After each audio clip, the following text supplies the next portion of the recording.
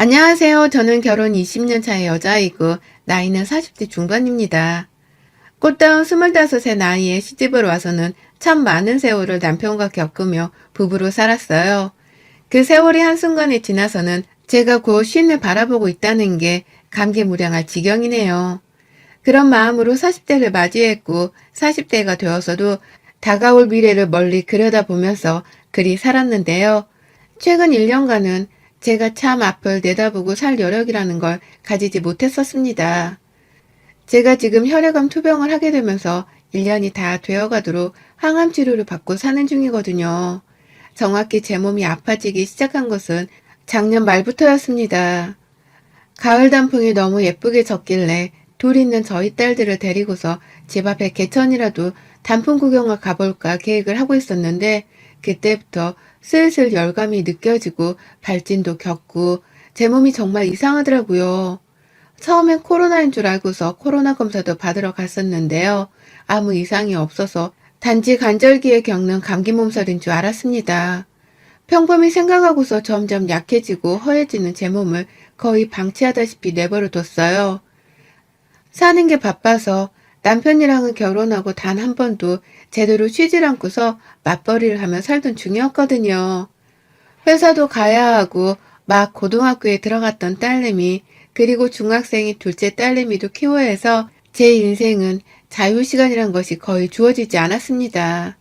내 몸을 챙기며 살 여력이라는 것이 사치로 느껴지는 인생이었어요. 그러다가 열감이 느껴지니 혹여나 내가 회사에 민폐를 끼치는 직원이 되면 안 된다는 생각에 긴장을 많이 하면서 살았는데 코로나도 아니라고 하고 그럼에도 몸은 자꾸만 허해지고 걸핏하면 의식을 잃고서 쓰러질 뻔까지 하고 나니 불안한 마음에 동료 말을 듣고서는 큰 병원에 가보게 되었어요. 그리고는 혈액암 판정을 받았습니다. 갑작스럽게 시작된 암투병이었어요. 저희 친정어머니가 젊으실 적에 유방암 판정을 받고서 수술을 하신 적이 있으셨고 결국 돌아가실 때에는 대장암으로 돌아가셨거든요. 바로 옆에서 암 때문에 목숨을 잃은 친정엄마가 계셨고 그로 인해 참 힘들었던 시기도 있었는지라 저만큼은 몸 관리를 잘하자는 생각을 했었습니다. 나만큼은 오래 살아서 딸내미들 옆에 오래오래 남아있고자 했는데 정작 이런 제가 혈액암이 걸릴 줄은 까마득히 몰랐더라고요. 집안 분위기는 당연히 풍비박산 비슷하게 나버렸고요. 딸내미들은 암이라는 것이 제대로 와닿지도 않는 상황에서 엄마가 이대로 죽을 수 있다고 생각을 한 건지 그때부터 그렇게 제 옆에 붙어서는 껌딱지 마냥 살았어요. 한창 사춘기를 겪느라 엄마 말은 더럽게 안 듣던 우리 첫째 딸내미도 이러다 화만 내고 엄마를 영영 보내버릴 수도 있겠다 싶었는지 말을 참 잘 듣는 착한 딸내미가 되어줬죠. 좋은 점도 분명 많았지만 결론적으로는 제가 암투병을 해야 하는 것이었기에 힘든 점이 배로 많았습니다. 혈액암이 아프기도 너무 아파서 제대로 일을 하지 못하는 상황이 계속해서 일어났고요. 그 바람에 저희 부부는 결혼하며 20년을 쭉 맞벌이로 함께 힘내면서 벌이를 해왔었는데 제가 먼저 직장을 그만두게 되어버렸죠. 그러고서 바로 항암을 시작했고요. 참고로 제 몸 상태는 전신의 병이 퍼져버린 사기 환자였고 계속해서 소화불량이나 복통 같은 위장의 아픈 증상이 일어나는 바람에 일상생활에 많은 것이 불편하고 힘들었어요. 항암 치료를 하면 완치가 가능하다고 하지만 일부는 재발이 충분히 일어날 수 있다고 해서 치료를 받으면서도 내내 긴장을 놓치지 않고 사는 상태였습니다. 작년에 우연찮게 진단을 받은 것을 시작으로 올해가 지나서 벌써 내년을 바라보는 지금까지도 전 쭉 항암 치료를 받으며 치료에만 전념을 했어요. 참 길고도 먼 시간이었죠. 그러는 사이 저희 집 사정은 많은 것이 힘들어졌습니다.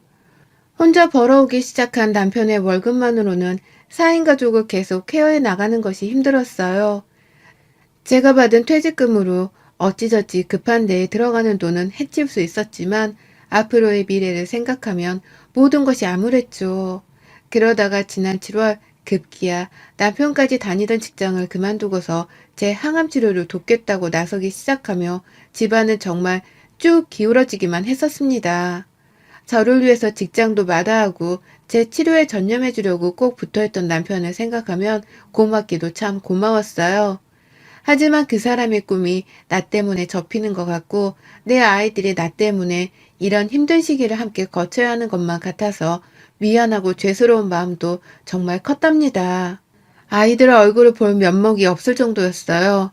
빨리 내가 완치를 해서 이 병원을 나서는 것만이 내 아이들과 남편에게 고마움을 갚을 수 있는 방법이라 생각했고 정말 열심히 치료를 받으며 지냈습니다. 약 때문인지 식욕이 감퇴되고 또 아프다 보니 여러모로 체력 소모가 많아서 살은 정말 쭉쭉 빠졌고 제가 늘 50kg 중반대를 유지하는 사람이었는데 지금은 정말 눈에 보기도 징그러울 정도로 살이 많이 빠져버렸어요. 40kg까지 빠져버렸다면 믿으시겠어요? 얘 하나 몸무게가 사라진 것과 마찬가지인 셈이었죠. 그래도 어떻게든 가족을 보면서 이겨내고 살려고 노력하는 중이었는데 제 투병 생활 중에서 저를 가장 힘들게 하는 일은 정작 제 몸뚱이가 아니었어요. 그건 바로 지독한 우리 시댁 것들이었습니다. 제 남편은 정말 10가지 중에서 9가지가 다 마음에 드는데요. 딱 하나 모자라는 게 바로 시댁이었어요. 큰돈을 벌어오지 못해도 제가 사랑하는 사람이라서 다 괜찮았고 여유가 없어도 서로를 아끼며 딸 자식을 잘 키우고 사는 중이었는지라 정말 불만이라고 할 것이 하나 없었어요. 하지만 남편의 시댁 식구들, 시어머니와 위로 쭉 있는 2명의 시누이들이 늘 문제였죠. 저희 시어머니는 홀로 되신 지가 벌써 10년 차이고 아버님이랑 사별하신 후로는 쭉 형님들 옆에서 형님네 살림을 도와주시면서 사셨어요.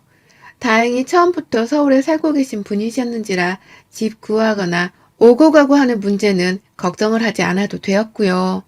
쭉 당신 딸들의 자식들만 봐주고 싶다 고집을 부리시는 바람에 저나 남편은 단 한 번도 저희 자식들을 봐달라는 소리를 입 밖에 꺼내지 못했지만 애초에 그런 식으로 자식을 맡길 생각 자체도 없었는지라 크게 개의치 하지는 않았습니다.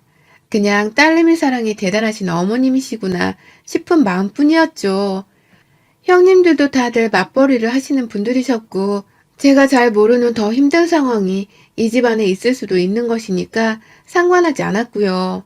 그렇게 쭉 딸내미들 옆에서 딸내미들을 돕고 사시는 분이셨는데 어머님이 지난 9월에 갑자기 뇌출혈로 쓰러지셨습니다.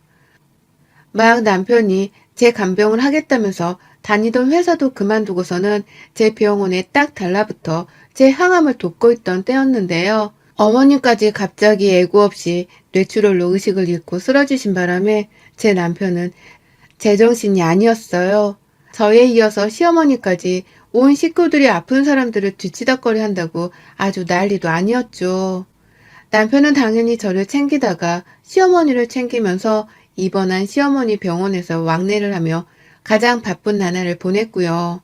그러는 와중에도 형님들은 자기 회사 출근을 하고 애들 키우는 게 더 바쁘고 중하다면서 단 한 번도 먼저 나서서 시어머니를 챙기려 하지 않더라고요. 시어머니가 의식이 계시고 건강할 때에는 자기 아이들 좀 대신 챙겨달라면서 온갖 부탁을 하며 시어머니께 도움을 받고 살더니만 어머님이 정작 쓰러지고 나니 도움을 주길 나몰라라 하는 겁니다. 딸내미란 것들이 말입니다. 충분히 자기 엄마를 챙기고 또 병원을 왕래하면서 간병을 해줄 수 있는 여력과 시간이 훨 많았음에도 불구하고 형님들은 하나같이 본인들 살기 바쁘고 힘들다는 말만 제 남편에게 꺼냈어요. 그리고는 늘상 남편에게 어머님을 좀 더 챙기고 보살피며 살아달라 부탁을 하셨죠. 마누라 암 항암을 돕느라 회사까지 그만두고 제 옆에 달라붙어 있던 남편에게 그런 부탁을 더한 것입니다. 그리고 남편은 참 미련스럽게도 그런 누나들의 말을 잘 듣겠다면서 자기 엄마를 향한 도리를 다 했고요. 자기 혼자서 2병원을 왔다리 갔다리 하면서 정말 힘들어했어요. 원래 아픈 사람보다 옆에서 간병하는 사람들이 더 힘들다고 하잖아요. 제 남편이 딱 그 꼴이었죠.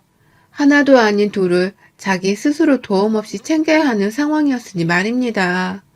게다가 직장까지 그만두고 나서 경제적인 어려움도 슬슬 겪어가는 와중이었는데 둘뿐이라는 형님들이 시어머니 간병에 나몰라라 하려고 하니 남편이 심적으로 상당히 부담스러워했어요. 그걸 저도 바로 옆에서 지켜봤고, 그래서 더더욱 내가 빨리 쾌유를 해서 남편에게 짐을 덜어줘야겠다는 생각을 하게 되었죠. 형님들을 향해서는 화도 많이 났었고요. 그러다가 장기간 입원을 하고 계시던 어머님께서 아주 무사히 그리고 다행히도 의식이 있는 채로 깨어나셨습니다. 지난 9월 말에요. 한동안 걱정이 많았던 저도 한시름을 놓겠더라고요. 남편도 내심 어머님이 무사히 깨어나신 것에 대해서 다행이라며 안도의 한숨을 내쉬는 것 같았고요. 그렇게 온 가족들이 어머님의 쾌유를 반가워하면서 이제는 짐 하나를 덜었다라고 생각을 하려 하는데 어머님의 상태가 이상했습니다. 거동이 상당히 불편해지셨더라고요. 혼자서 손발을 자유롭게 쓰셨고 또 밥이나 요리 같은 것도 혼자서 충분히 하실 정도로 독립적이긴 했지만요. 거동이 많이 불편해졌고 또 쓰러지실 때 머리를 좀 다쳐서 그런지 말투가 약간 어눌해지셨어요. 정신은 분명 또렷한데 말투 때문에 누가 옆에 달라붙어 있어야 위급한 상황이 생기더라도 어머님이 제대로 신고라도 하실 수 있을 정도였죠. 그러다 보니 남편이랑 저는 또 고민이 깊어져 갔습니다. 어머님을 당연히 본인 사시던 시댁으로 모셔다 드려야 하는 건데 형님들이 보나마나 어머님은 나몰라라 하고 보살피려 하지 않으실 것이 뻔했기 때문에 걱정이 되었던 것이죠. 그렇다고 저희 집으로 대뜸 어머님을 모셔와서는 함께 살 수는 없는 노릇이었고요. 제가 항암 치료를 받는 암 환자였기 때문입니다. 그런데 시누이는 참 당당하게도 저한테 엄마 못 모시니까 니들이 지금까지 해왔던 것처럼 좀 알아서 해주라. 일도 하고 애도 보느라고 내 몸이 진짜 10개라도 모자라다니까. 라면서 시어머니를 모시는 걸 거부했습니다. 큰딸이라는 여자가 자기 엄마가 쓰러져 거동이 불편한데 그걸 보면서도 어떻게든 옆에 있어줘야겠다는 생각을 안 하더라고요. 그러고서는 암투병을 받고 있는 제 얼굴을 당당하게 보면서 자기가 더 바쁘고 정신이 없다는 말을 아무렇지 않게 뱉어내는데 진짜 뭐 저런 게 다 있나 싶더라고요. 그런 큰딸의 막말에 이어서 둘째 딸이라는 둘째 형님께서도 언니만 바빠? 나도 직장 다니고 애 키우면서 바쁜 건 마찬가지구만. 넌 직장도 그만뒀고 이제 올케 간병만 하려고 집에서 쉬고 있는 거 아니야? 그럼 네가 시간적 여유도 더 있을 텐데 그냥 간병하는 김에 엄마 요양도 같이 해주면 되겠네. 라고 하면서 제 남편에게 다다닥 쏘아대더라고요. 마누라가 암투병을 하는 바람에 슬픔을 부여잡고서 직장까지 그만둔 남동생한테 시간이 남을 테니 한 사람 간병을 하는 김에 한 사람을 더 떠맡으라는 말을 아주 잘도 해댔어요. 누나란 것들이 하나같이 가족임에도 불구하고 나 몰라라 도와주려고 하지를 않았고 암투병이나 뇌출혈 같은 질병에 대해서 아주 사소한 것이라고 생각을 하는 듯 보였습니다. 그런 질병을 가진 가족들이 쉽게 겪을 수 있는 슬픔이나 경제적 어려움 같은 것에 대해서는 전혀 이해를 못하는 소시오패스들 같아 보였죠. 그러니 제 남편이 제 눈에는 더더욱 불쌍해 보였고요. 어쩌다 저런 인정머리 없는 누나들을 가족이라 뒀을까 싶어서 개탄스럽까지 했답니다. 하지만 반전의 문제는 또 하나 더 있었어요. 저희가 어찌저찌해서 암투병을 하는 저하고 뇌출혈의 거동이 불편한 시어머니를 함께 붙여서 둘 수가 없다는 이유로 끝까지 시어머니를 모시는 걸 거부했고요. 그래서 남편이 총대를 메고 나서서는 시누이들이랑 언성도 좀 높여가다 결국 한 작은 요양병원에 모시기로 했거든요. 당연히 저희 남편이 시간이 많으니까 어머님 계실 병원을 더 자주 들여다봐야 하는 거라고 하면서 시누이들이 작정하듯 저희 집 주변의 병원으로 물색을 한 바람에 어머님 계시는 병원은 저희 집에서 딱 걸어서 15분 거리에 위치한 곳이었고요. 우리 집에 들이지 않는 것이 다행이다 싶기도 하면서 끝까지 우리 남편 고생을 더 시키겠다며 우리 집 근처의 요양병원을 찾아내선 들이게 한 시누이들이 너무 미웠는데 이제 보니 시어머니께서도 만만찮은 분이시더라고요. 결혼하고 그 20년 동안 제 새끼들은 저 혼자 직장 다니면서 키우고 다 하라면서 나몰라라 하셨던 분이셨으면서 이제 와서 며느리 손에 보살핌을 받고 싶다고 하면서 저희 집을 가고 싶다고 아주 노래를 부르는 겁니다. 요양원은 사람 살 곳이 아닌 것 같다고 하시면서 말이죠. 저도 암투병 중이고 몸무게가 40kg까지 빠져서는 누가 봐도 절대로 정상인 사람처럼 보이질 않는 몰골이었는데요. 어머님은 그런 저를 보면서 제 몸을 걱정해 주시기는커녕 니네 집에 들어가 살면 되는데 왜 돈을 써서는 요양병원에 데리고 온 거냐면서 오히려 원망의 말씀만 해드셨어요. 코로나 때문에 방문이 많이 힘들었는데 그걸 또 불만 삼아 언급을 하면서 너 혼자 아프면 다냐? 나도 아픈데 왜 너 혼자 아픈 척 하면서 내 아들을 혼자 차지하려고 해? 라고 하시는데 어정쩡한 말투여서 다 알아듣긴 힘들었지만 어머님은 참 잘도 화를 내셨어요. 그러고는 이런저를 보살피는 남편을 향해서 제가 혼자 차지를 하려고 하는 거라는 말도 안 되는 억지를 부리셨죠. 시누이들에 이어서 시어머니까지 이 집안은 정말 여자들이 하나같이 미쳐버렸구나 싶어 환멸이 났습니다. 암투병을 하는 제 걱정은 그 중에 아무도 하지를 않는다고 생각을 하니 저도 이제는 더 이상 이 집안 여자들의 입장이나 처지를 생각해주고 싶지 않더라고요. 결혼하면서 도움 하나 준 것도 없고 결혼해 살면서도 제대로 된 덕담이나 물질적인 도움 한 번 준 적이 없는 것들이 자식이 되어서 부모를 챙기는 도리마저 저버리고 저희 부부한테만 요구를 하려 하는 게 너무 화가 났습니다. 시어머니도 똑같으셨고요.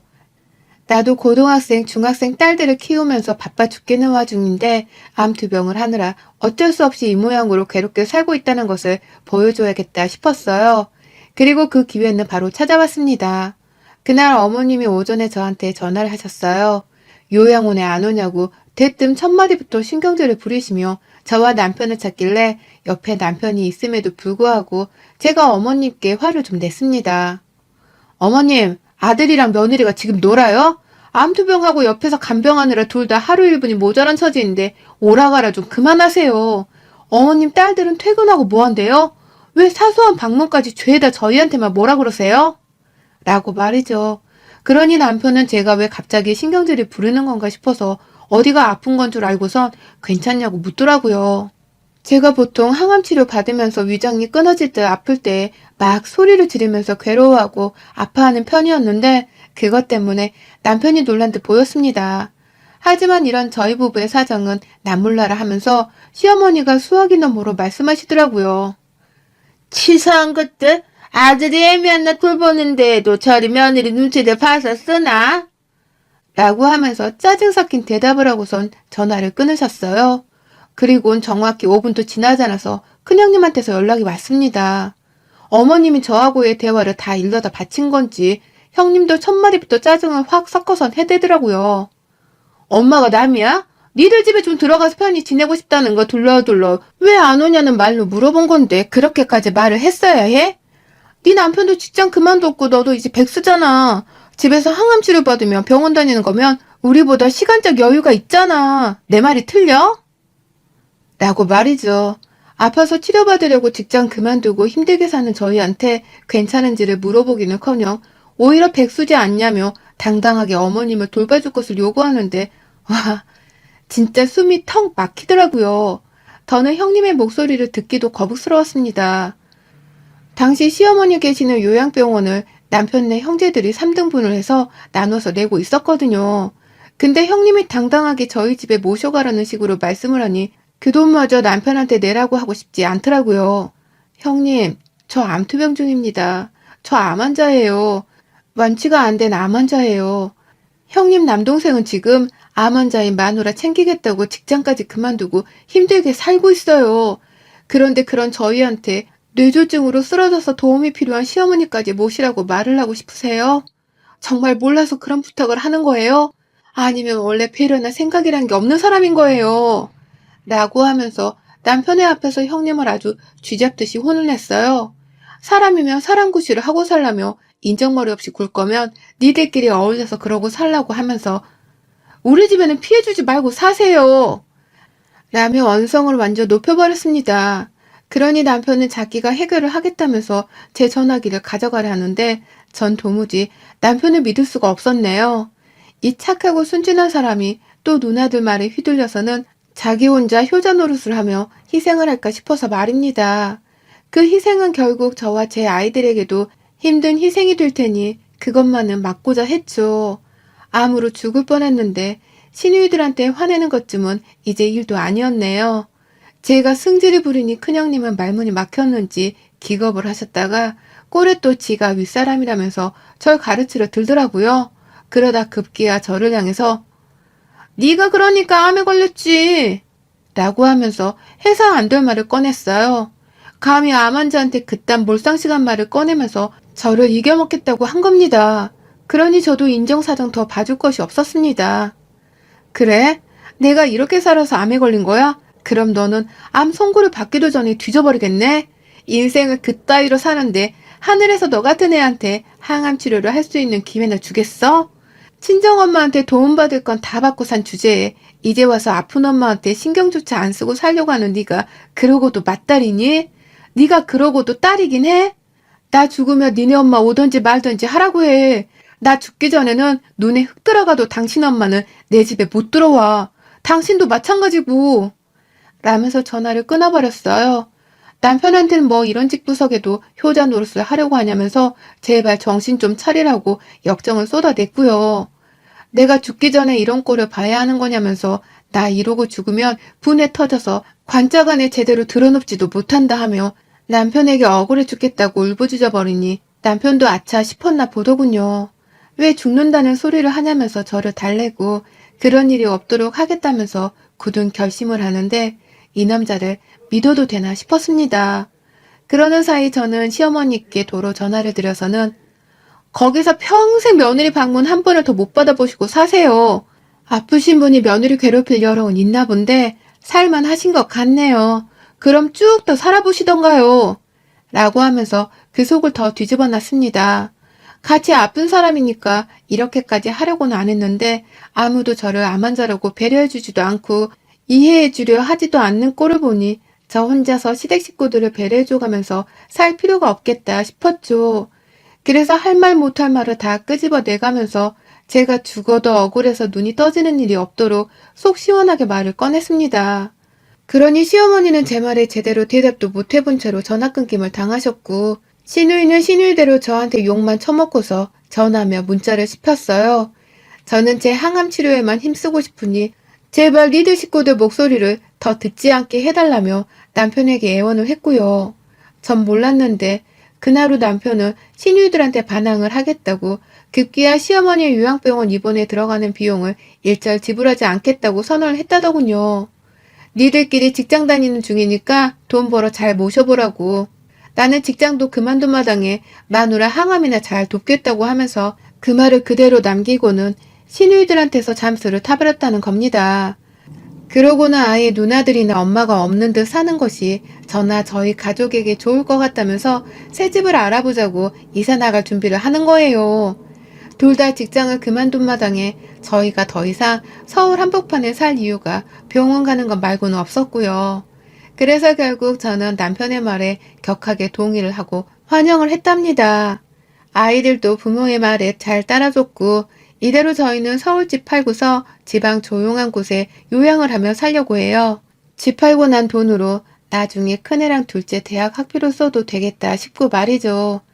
그러면 서울에 있는 시모도 결국은 서울에 살고 있는 시누이들이 지들끼리 합심해서 돌봐줘야 할 테고 여러모로 저희 부부에게 좋은 점이 많은 선택이더라고요. 시누이들과 시모 때문에 엄격결에 서울살이를 도망치는 게 아닌가 싶기도 했지만 이렇게라도 떨어져 살아야 우리 정신건강에는 두고두고 좋을 것이라는 판단에서 내린 결정이었습니다. 그리고 그 결정을 이행하기 위해서 준비해 나가는 지금이 저희 가족들에겐 그 어느 때보다도 돈독스럽고 또 평화롭네요. 시누이네랑 시어머니는 어찌해야 할지 몰라 지금 아주 난리가 났겠지만 말입니다. 사과 전화라도 하면 시골집에 놀러는 오라고 해주려고요. 단 이것들이 사과 한마디 없이 입 싹 닫고서 나 몰라라 하면 저희도 정말 이대로 가족이고 뭐고 다 모르는 사람 취급을 하면서 우리나 잘 먹고 잘 살 생각만 하려 합니다. 저 진짜 얼른 완쾌해서 애들이랑 남편이랑 우리끼리 보란듯이 잘 살아볼래요. 여러분의 생각은 댓글로 남겨주세요. 오늘도 시청해주셔서 정말 감사합니다.